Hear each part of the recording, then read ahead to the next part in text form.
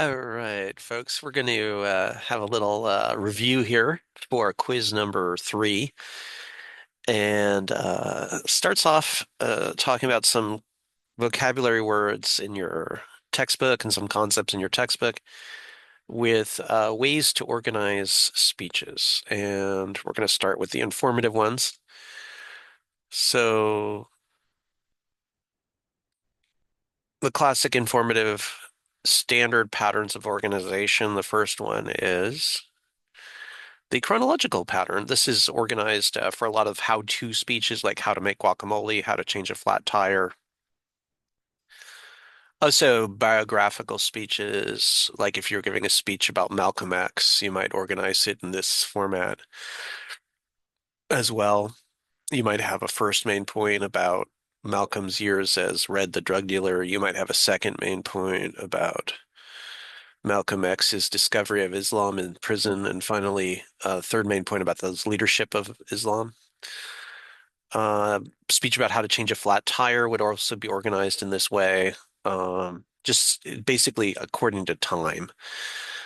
Historical speeches, how-to speeches, all those types of speeches are typically organized in this chronological format. The next one is known as the spatial pattern. This is where you organize things according to how close they are to each other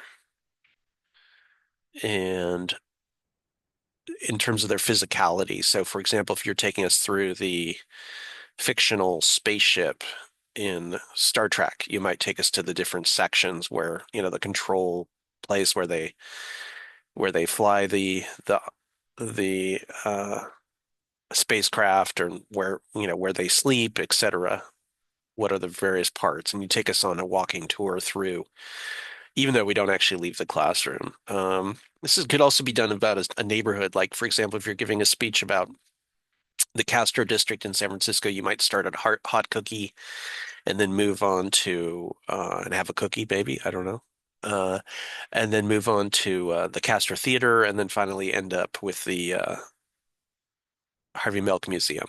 So physicality, students give speeches about, for example, King Tut's tomb, taking us on a walking tour through the parts of King Tut's tomb, or the Guggenheim Museum, which was designed by Frank Lloyd Wright, would be another one that would be done in the spatial pattern. And next up, we have the topical or categorical organizational pattern. This is where you lump things together according to their likeness, either in terms of what they're made of or their size or some other factor involved, just not according to time or space. So, for example, if you're talking about different types of surfboards here, we have the different lengths and shapes. You could organize it according to that.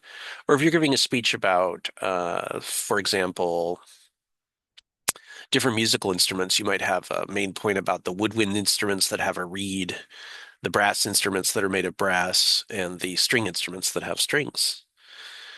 So those are some typical formats for the informative. And then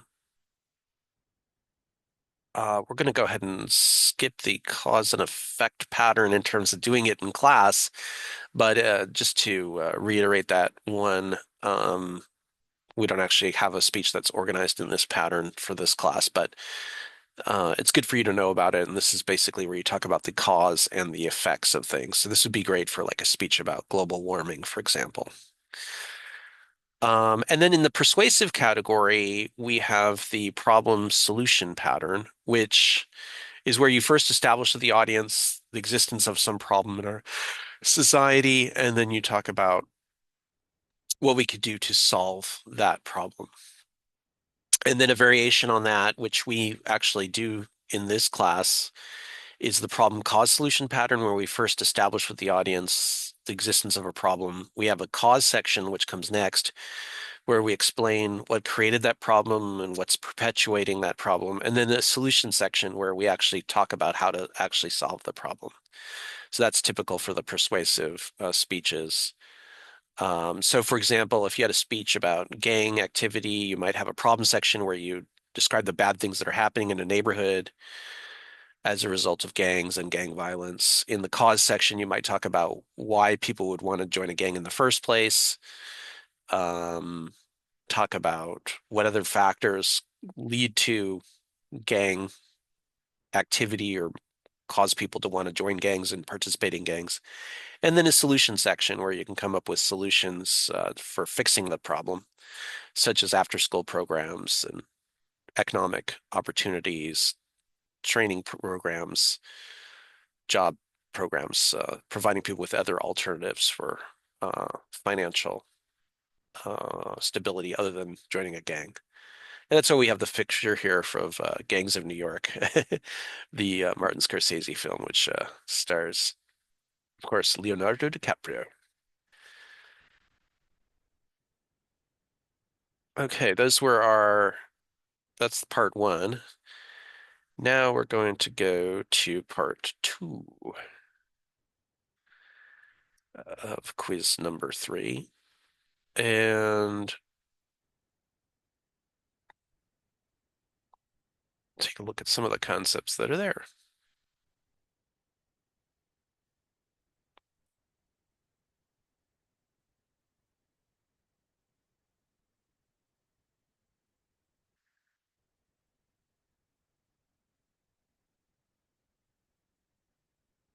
Let me just bring up this other PowerPoint.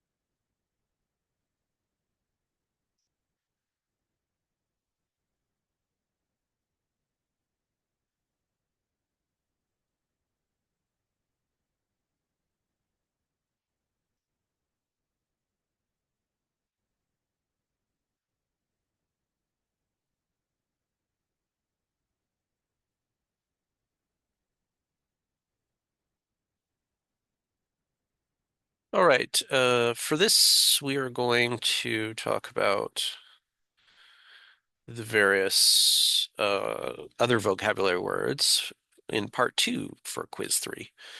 Okay, the first one is distinguishing between a preparation outline and other types of outlines. And so a preparation outline is a comprehensive outline that includes all information in your speech.